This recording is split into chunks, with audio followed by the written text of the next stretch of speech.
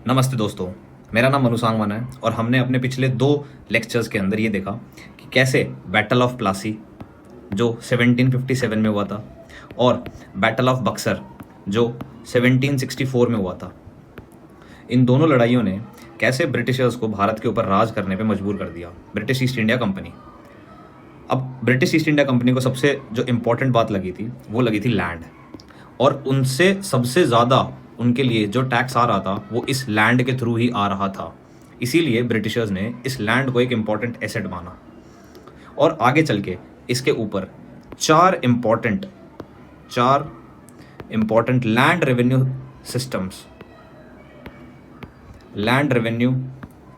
System implement किए। आने वाली इस वीडियो में हम लोग इन लैंड रेवेन्यू सिस्टम के ऊपर ही बात करने वाले हैं, लेकिन लैंड रेवेन्यू सिस्टम या सेटलमेंट्स को समझने के लिए आपको इसका बैकग्राउंड पता होना चाहिए। बैकग्राउंड बोले तो क्या, देखो मैं बताता हूं। बात करते हैं बैकग्राउंड की। अब इस बैकग्राउंड में मैं क्या कहना चाह रहा हूं आपको। देखो पहले क्या होता था, मुगल एम्परर इस पूरे एरिया में सपोज करो राज कर रहा है, उसने अपने एरिया को प्रोविंसेस में बांटा हुआ था और हर एक प्रोविंस के ऊपर एक दीवान नियुक्त किया हुआ था। क्या नियुक्त किया हुआ था? दीवान। इस दीवान का काम पता है क्या होता था? इस दीवान का काम होता था कि पीजेंट्स से टैक्स कलेक्ट करना। पीजेंट्स यहाँ पे हैं, इन पीजेंट्स से टैक्स कलेक्ट करना और आगे किसको देना? आगे मुगल एम्परर को देना। इतना समझ में आया आपको? लेकिन ये जो दीवान है ना, ये खुद टैक्स कलेक्ट नहीं करते थे। इन दीवान्स ने इन पीजेंट्स के ऊपर एक और लोगों को बैठा रखा था जिसका नाम था जमींदार। इतना समझो आप लोग, फिर से समझो। मुगल एम्पायर ने अपने पूरे के पूरे राज्य को प्रोविंसेस में डिवाइड कर रखा था। ये भी प्रोविंस है, ये भी प्रोविंस है, ये भी प्रोविंस है, ये भी प्रोविंस है, ये भी प्रोविंस है। इन सारे प्रोविंसेस में दीवान्स होते थे। उन दीवान्स का काम होता था टैक्स कलेक्ट करना पीजेंट से। लेकिन दीवान्स ने जमींदार बैठा रखे थे। वो जमींदार इनडायरेक्टली पीजेंट से टैक्स कलेक्ट, डायरेक्टली पीजेंट से टैक्स कलेक्ट करते थे और बाद में वो दीवान को देते थे। दीवान उसमें अपना हिस्सा रख के मुगल एम्परर की ट्रेजरी में डालता था। ये चल रहा था पूरे के पूरे जब तक बैटल ऑफ बक्सर नहीं हुआ था तब तक। उसके बाद बैटल ऑफ बक्सर होता है। बैटल ऑफ बक्सर ने हमने देखा कि एक ट्रीटी साइन होती है बैटल ऑफ बक्सर के बाद। उस ट्रीटी में क्या बोला गया? अच्छा, उस ट्रीटी का नाम क्या था? Treaty of Allahabad. आपको पता होगा। उस ट्रीटी में ये बोला गया था कि British East India company 26 lakh रुपए देगी। किसको? मुगल एम्परर को। लेकिन उसे बंगाल, बिहार और ओडिशा की दीवानी देनी होगी। अब आप समझे क्या देने होंगे? दीवानी देनी होगी। ये दीवानी यही है ये जो दीवान बैठा था। यानी कि अब यहां पे दीवान नहीं है, अब यहां पे क्या आ चुका है? ब्रिटिश ईस्ट इंडिया कंपनी आ चुकी है। ब्रिटिश ईस्ट इंडिया कंपनी आ चुकी है यहां पे। इतना समझ में आया आपको? अब जब ब्रिटिश ईस्ट इंडिया कंपनी यहां पे आई है तो ब्रिटिशर्स ने ये सोचा कि भाई एक काम करते हैं, हम क्या करेंगे, हम जमींदारों को नहीं हटाएंगे। यानी कि मुगल एम्परर यहां पे है, उसके नीचे कौन आया? अब ब्रिटिश ईस्ट इंडिया कंपनी। दीवान हट चुका है। ब्रिटिश ईस्ट इंडिया कंपनी ने बोला कि मैं जमींदारों को नहीं हटाएंगे, हम लोग क्या करेंगे, इन जमींदारों से ही टैक्स कलेक्ट करेंगे। क्यों? पता है क्यों? क्योंकि इन पीजेंट्स की लॉयलिटी बनी हुई है जमींदारों पे। अगर हम डायरेक्टली पीजेंट्स पे टैक्स कलेक्ट करेंगे तो क्या पता रिवोल्ट हो जाए और हम इतने सक्सेसफुल ना हो। इसीलिए जमींदारों से टैक्स कलेक्ट करेंगे। और ये दूसरा इन्होंने बहाना ये भी दिया कि अगर हम ऐसा करेंगे ना तो इनकी लॉयलिटी भी हमारे ऊपर बनी रहेगी। जमींदार भी तो ये सोचेंगे ना कि भाई ब्रिटिशर्स अच्छे आदमी है, गंदे नहीं है। तो इन रिटर्न जमींदार क्या करते थे? इन्हें टैक्स कलेक्ट करके देते थे और ब्रिटिश ईस्ट इंडिया कंपनी वो टैक्स का कुछ हिस्सा रखती थी और आगे मुगल एम्परर को देती थी।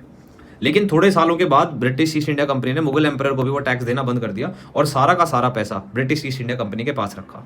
अब सोचो आप लोग एक चीज, 1765 के बाद से 1770 में इतना सब करने के बाद ब्रिटिश ईस्ट इंडिया कंपनी के पास बहुत पैसे हो जाने चाहिए, लेकिन फिर भी British East India company loss में चल रही थी। किस में चल रही थी? लॉस में चल रही थी। क्यों चल रही थी? क्योंकि इसलिए चल रही थी क्योंकि यहाँ पे ये जो जमींदार थे ना, इनके ऊपर उन्होंने ब्रिटिश ऑफिशियल्स अपॉइंट कर रखे थे। जो ऑफिसर्स थे वो इनडायरेक्टली जमींदार से टैक्स कलेक्ट करते थे। और ये ब्रिटिश जो ऑफिशियल्स थे ना, ये सारे के सारे क्या थे? ये सारे के सारे ब्रिटिश ऑफिशियल्स करप्ट निकल गए। इन्होंने आगे पैसा ही नहीं दिया ब्रिटिश ईस्ट इंडिया कंपनी को। इसीलिए सारा का सारा पैसा उन्होंने पर्सनल यूज के लिए रख लिया और ब्रिटिश ईस्ट इंडिया कंपनी के खाते में कुछ नहीं हुआ। जो ब्रिटिश ईस्ट इंडिया कंपनी है ये एक्चुअली कहाँ की कंपनी है? लंदन की कंपनी है। तो वहां पे जो लैंड लॉर्ड्स बैठे हुए थे या जो इनके शेयर होल्डर्स थे, लैंड लॉर्ड्स कह रहा हूं, शेयर होल्डर्स जो थे, उनके पास डिविडेंड जा ही नहीं रहा था। उन्होंने भी बोला कि भाई हमारे पास डिविडेंड नहीं जा रहा है, तो लॉस हुआ। इसी के चलते 1770 में बंगाल के अंदर फेमाइन आया। क्या आया? 1770 में बंगाल के अंदर फेमाइन आया। अब देखो, ना तो पीजेंट्स अच्छे हैं, ना जमींदार की हालत अच्छी है, ना ब्रिटिश ईस्ट इंडिया कंपनी की हालत अच्छी है। तो फिर सोचा ब्रिटिश ईस्ट इंडिया कंपनी ने कि हमें अब लैंड रेवेन्यू सिस्टम्स इंट्रोड्यूस करने चाहिए। ये पूरा का पूरा बैकग्राउंड आप लोग समझे। आगे बढ़ते हैं। अगर आप इतनी बात समझ चुके हो तो हम पहला लैंड रेवेन्यू सेटलमेंट शुरू करने जा रहे हैं। उस लैंड रेवेन्यू सेटलमेंट का जो नाम था वो क्या नाम था? इजारेदारी सिस्टम। क्या नाम था? इजारेदारी सिस्टम। अच्छा, इसके अंदर पता क्या होता था? मैं पहले ही बता देता हूं। इजारेदारी सिस्टम के अंदर सबसे पहली चीज, ब्रिटिशर्स का एक मानना था कि हमें मैक्सिमम रेवेन्यू कलेक्ट करना है। क्या करना है? मैक्सिमम रेवेन्यू कलेक्ट करना है, पहली चीज। दूसरा इंपॉर्टेंट पॉइंट, इस इजारेदार का जो मतलब था ना, इजारेदार, उसका मतलब था बिडर। क्या नाम था? बिडर। बिडर का मतलब क्या होता है? जो बोली लगाएगा, जितने सबसे ज्यादा बड़ी बोली लगाई उसको वो उस जगह की जमींदारी दे दी। अब हुआ क्या? अब देखो, यहां पे है British East India company, British East India company, यहां पे है वो इजारेदार जिसे हम बिडर बोल रहे हैं, और यहां पे है वो पीजेंट। पीजेंट से टैक्स कलेक्ट करेगा बिडर, मैक्सिमम टैक्स कलेक्ट करेगा, अपना कुछ शेयर रखेगा और आगे इसको देगा। किसको देगा? मैक्सिमम रेवेन्यू इसको लाके देगा। तो वो इससे भी मैक्सिमम टैक्स कलेक्ट करेगा, मैक्सिमम टैक्स कलेक्टेड। इतनी बातें समझे आप? अब ये इजारेदारी सिस्टम शुरू किसने किया था? 1772 में वॉरेन हेस्टिंग करके एक इंसान है, उसका ये दिमाग था। उसने ये बोला कि हम एक काम करते हैं, 5 year revenue, land revenue system शुरू करते हैं। 5 ईयर प्लान बनाते हैं, 5 ईयर लैंड रेवेन्यू प्लान बनाते हैं। यानी कि हर 5 साल में बोली लगेगी। जिसने सबसे ज्यादा बोली लगाई उसको हम उस जगह की जमींदारी दे देंगे और वो आज के बाद पीजेंट से टैक्स कलेक्ट करके लेके आएगा और in return British East India company को देगा। 1772 से लेके 1777 तक 5 साल हो गए। इन्होंने देखा कि भाई रेवेन्यू बढ़ नहीं रहा है, तो इन्होंने क्या किया, उस 5 ईयर सेटलमेंट को काट दिया और अब लेके आइए 1 ईयर प्लान। यानी कि अब जो है वो एनुअली बोली लगेगी। पहले हर 5 साल में लगती थी, अब एनुअली लगेगी। ये सिस्टम फेल क्यों हुआ? ये सिस्टम फेल क्यों हुआ? अभी मैं बोल रहा हूं ना, इनको भी मुनाफा नहीं हुआ। क्यों हुआ? इसके पता है, कुछ कारण थे। सबसे पहला कारण तो ये था, ये जो बिडर्स है ना, बिडर्स, ये अपने हिसाब से मैक्सिमम बोली लगा के चले जाते थे, लेकिन उन्हें पूरा भी नहीं करते थे। क्यों? क्योंकि ये बोल देते थे बारिश आ गई, ये आ गई, वो आ गया, चीजें अच्छी नहीं चल रही हैं, पीजेंट ने टैक्स नहीं दिया, ब्ला ब्ला की चीजें बोल देते थे। मैक्सिमम बिड लगा के चले गए, लेकिन इन्हें पागल बना दिया ब्रिटिशर्स को। दूसरा, ये इसलिए भी नहीं चल रहा था क्योंकि पीजेंट्स की हालत भी तो खराब हो रही थी। पीजेंट्स कहां से लेके लाएंगे भाई साहब इतने इतने पैसे? ये मैक्सिमम इन्होंने बोल तो दिए। इन 2 कारणों की वजह से इस पूरे सिस्टम को खत्म किया गया और अब लेके आए हम लोग कौन सा सिस्टम? अच्छा, ये कहां पे चला था? ये वाला पूरा का पूरा सिस्टम ये चला था बंगाल के अंदर। कहां पे चला था? बंगाल के अंदर। लेकिन ये एक फेल्ड सिस्टम था, ये कुछ अच्छा सिस्टम नहीं था, ठीक सिस्टम नहीं था, जिसे 1772 ने वॉरेन हेस्टिंग ने इंट्रोड्यूस किया था। ये याद रखो, कहां पे किया था? बंगाल के अंदर किया था। इसमें क्या होता था? मैक्सिमम रेवेन्यू कंपनी को चाहिए। जो इजारेदार है उसका मतलब क्या है? बिडर है। जो जितनी ज्यादा बोली लगाएगा वो उतने ज्यादा पैसे कमाएगा और उतने ज्यादा टैक्स कलेक्ट करेगा और उतने ज्यादा उसको ब्रिटिश ईस्ट इंडिया कंपनी को रेवेन्यू देगा। इतनी चीजें आप लोग समझे? बहुत बढ़िया। यहां पे आप 2 मिनट का पॉज लेना और इस पूरे का पूरा रिवाइज करना, मैंने क्या बताया आपको। ठीक है, आगे बढ़ते हैं। ये पहला लैंड रेवेन्यू सिस्टम हो गया। दूसरा लैंड रेवेन्यू सिस्टम, देखो, दूसरा जो लैंड रेवेन्यू सिस्टम है उसे बोला गया परमानेंट सेटलमेंट। क्या बोला गया? Permanent settlement. ये परमानेंट सेटलमेंट 1793 के अंदर लॉर्ड कॉर्नवालिस बोलते हैं। लॉर्ड बोलना अच्छा नहीं है, लेकिन आप फिर भी याद रख लो, लॉर्ड कॉर्नवालिस। इसने इंट्रोड्यूस किया था। अच्छा, परमानेंट सिस्टम का एक और नाम है, क्या नाम है? जमींदारी सिस्टम।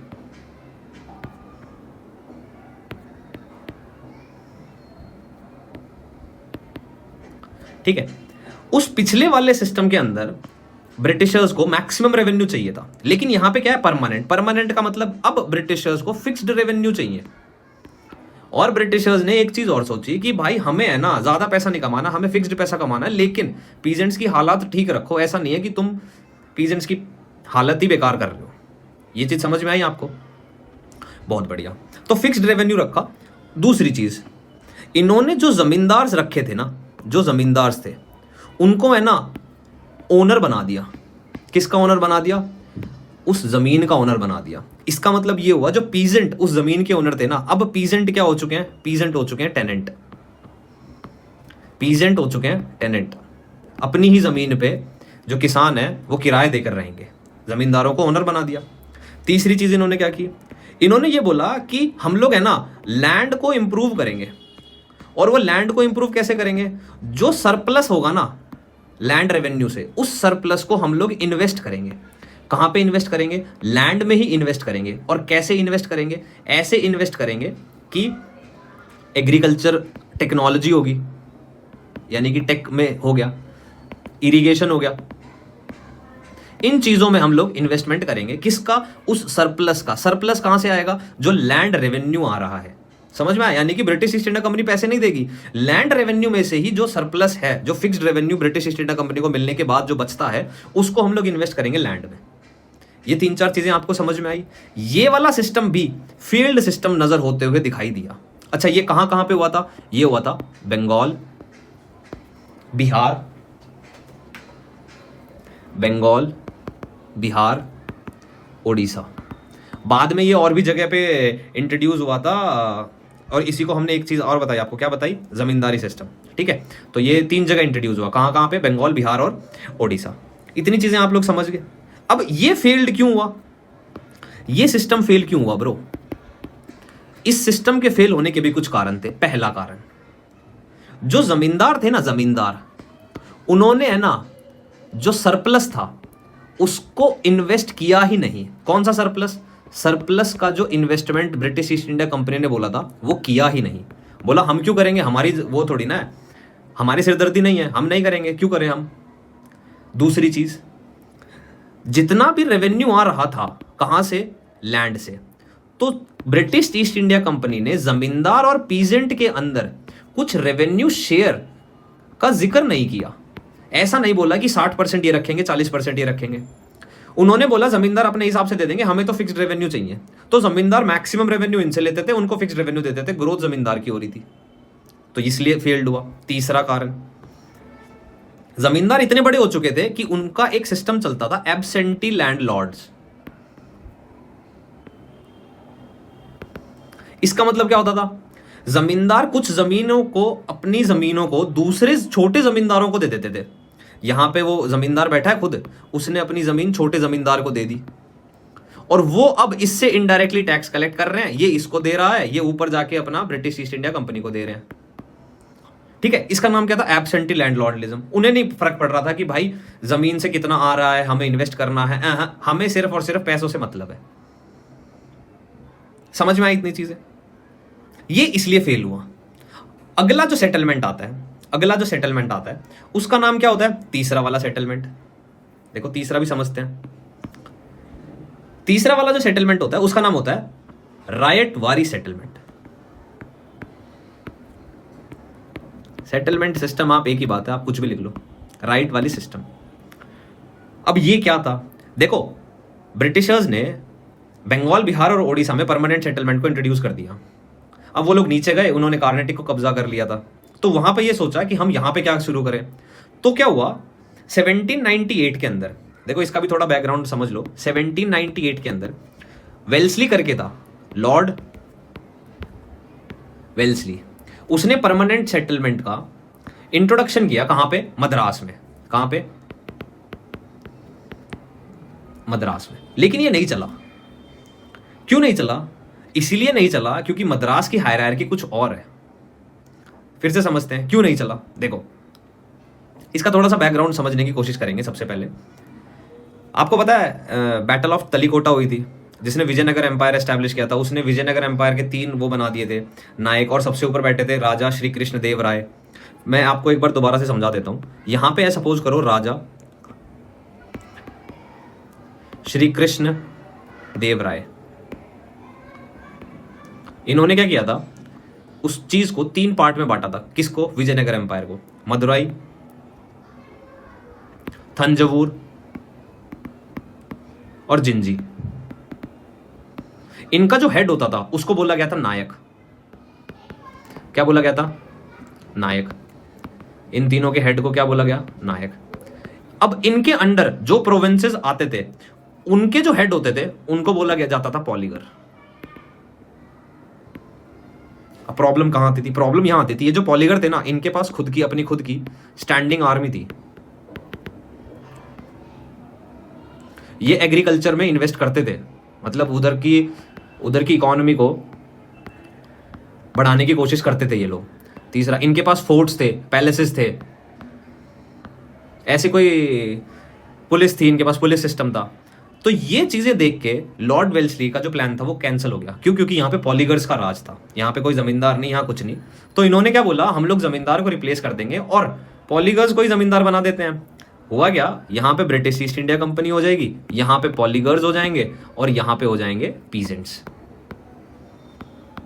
इन्होंने कर तो दिया, लेकिन पॉलीगर्स ने ब्रिटिश ईस्ट इंडिया कंपनी को टैक्स देने से मना कर दिया। उन्होंने बोला हम क्यों देंगे आपको टैक्स, हम तो नहीं दे रहे। इसी के चलते ब्रिटिश ईस्ट इंडिया कंपनी ने पॉलीगर्स के ऊपर रिवोल्ट किया, और 2 रिवोल्ट हुए थे। अगर आपको कार्नेटिक की अगर आपने वीडियो देखी है तो पॉलीगर्स के ऊपर अटैक किया, तो ब्रिटिश ईस्ट इंडिया कंपनी ने पॉलीगर्स को हरा दिया। उसके बाद एक तो पहली तो ये चीज थी कि पॉलीगर्स का जो रेजिस्टेंस था ब्रिटिश ईस्ट इंडिया कंपनी को लेके, इसीलिए नहीं चला था। दूसरा ये भी रीजन था कि जो ब्रिटिश ईस्ट इंडिया कंपनी के अंदर जो ऑफिशियल्स थे ना, ये ऑफिशियल्स भी खुश नहीं थे, नॉट हैप्पी। क्यों नहीं थे खुश? परमानेंट सेटलमेंट से। क्योंकि ये बोल रहे थे कि भाई फिर तो ब्रिटिश ईस्ट इंडिया कंपनी की ग्रोथ ही नहीं होगी। अगर आप फिक्स्ड रेवेन्यू ले रहे हो, इसका मतलब तो हमेशा के लिए फिक्स्ड कर दिया आपने, तो हम फिक्स्ड रेवेन्यू से सेटिस्फाइड नहीं है। इसीलिए यहां पे ये परमानेंट सेटलमेंट क्या हो गया? फेल्ड हो गया। परमानेंट सेटलमेंट फेल हो गया। परमानेंट सेटलमेंट फेल होने के बाद एक नया सिस्टम इंट्रोड्यूस हुआ, और वो नया सिस्टम को इंट्रोड्यूस करने के पीछे कौन था? एक आदमी है एलेक्जेंडर रीड करके। क्या नाम है? एलेक्जेंडर। उसने बोला कि हम क्या करते हैं, हम राइट्स से ही directly British East India company पैसे वसूलेगी। उन्होंने बोला ठीक है, ये भी बात अच्छी है, राइट्स उन्हीं से ही ले लेते हैं। राइट्स का मतलब पीजेंट्स होता है। लेकिन इसने है ना एक जगह 12 महल, ये टीपू सुल्तान ने ब्रिटिश ईस्ट इंडिया कंपनी को दी थी, और ये कोई कैप्टन था ब्रिटिश ईस्ट इंडिया कंपनी में। उसने है ना 12 महल में इस राइट वाली सिस्टम की प्रैक्टिस करी। प्रैक्टिस का मतलब उसने ये स्मॉल स्केल पे इंप्लीमेंट करके देखा कि ये चलेगा कि नहीं चलेगा, बट ये बढ़िया चला। उसके बाद आगे चल के ये पता है किसने शुरू किसने किया था? ये शुरू किया था 1820 में थॉमस मुनरो ने।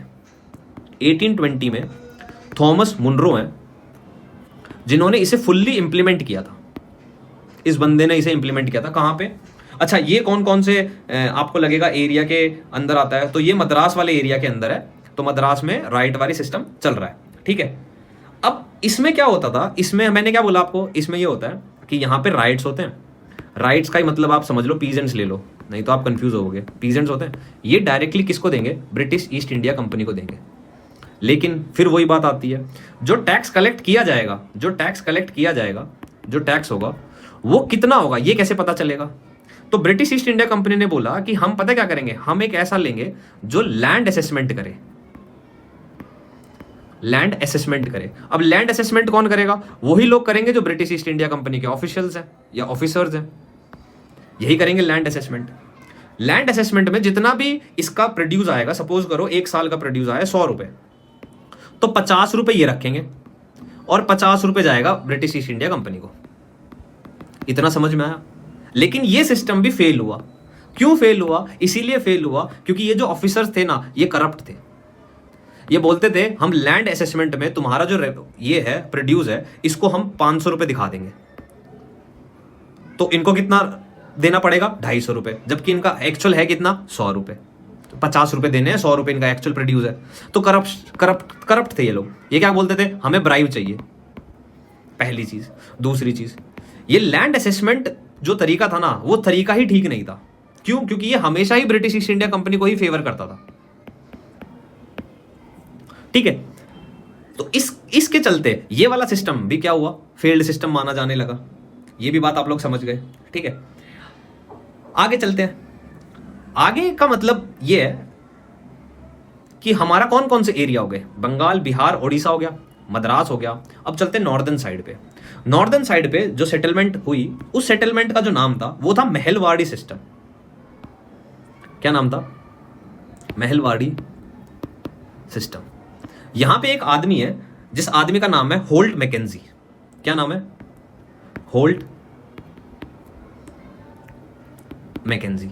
इसने पता है क्या बोला? इसने बोला भाई नॉर्दर्न इंडिया में ना ही तो परमानेंट सेटलमेंट चलेगा और ना ही राइट वारी सिस्टम चलेगा। क्यों?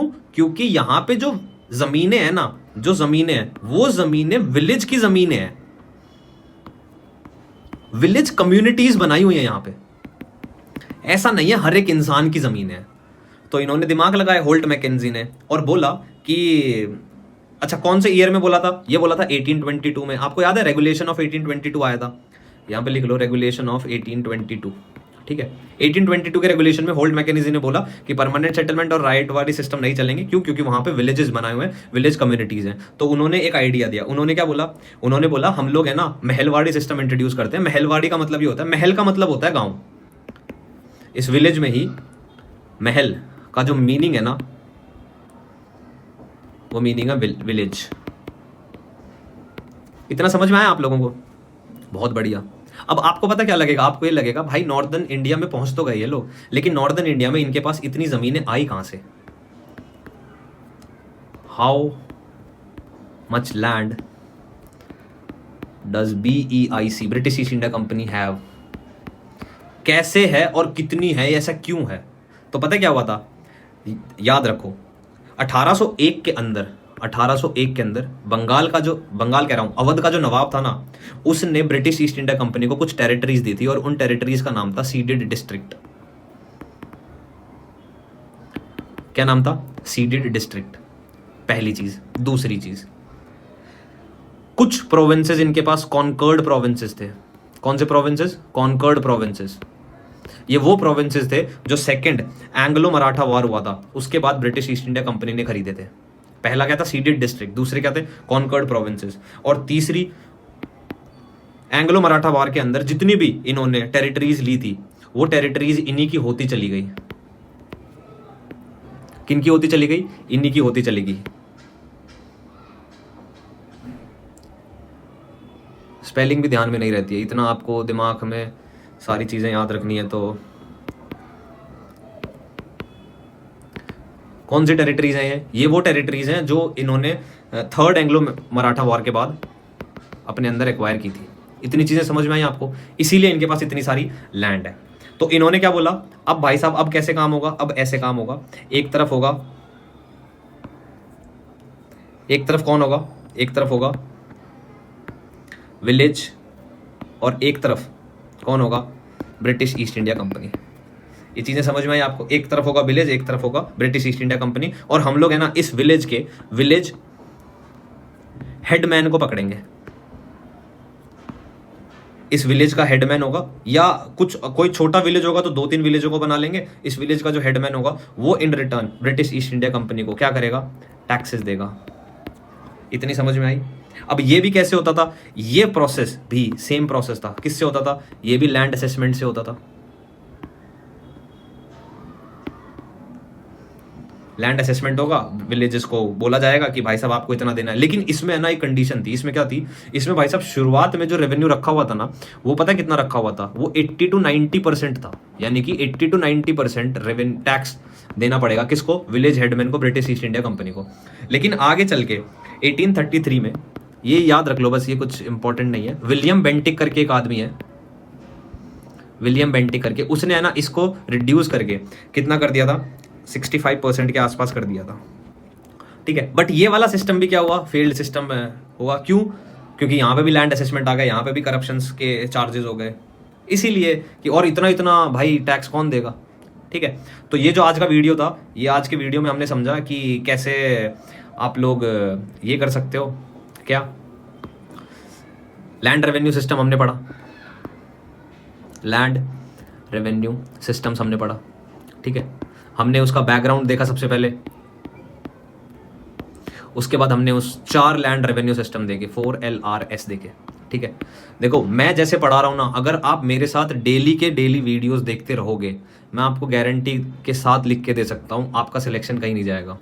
अगर आपको हमारे कोर्सेज परचेज करना है या एनरोल करना है, www.mannusangwan.in पे आप जाके चेक कर सकते हो। और अगर आपको कोई क्वेरी है या आपको ऐसा लग रहा है कि हमें आपसे वार्तालाप करनी है, तो 8552057934 पे आप कभी भी टेक्स्ट मैसेज कर सकते हो, हमें मेल भी कर सकते हो mannuapsmrt@gmail.com पे। हम आपके साथ 24/7 अवेलेबल हैं।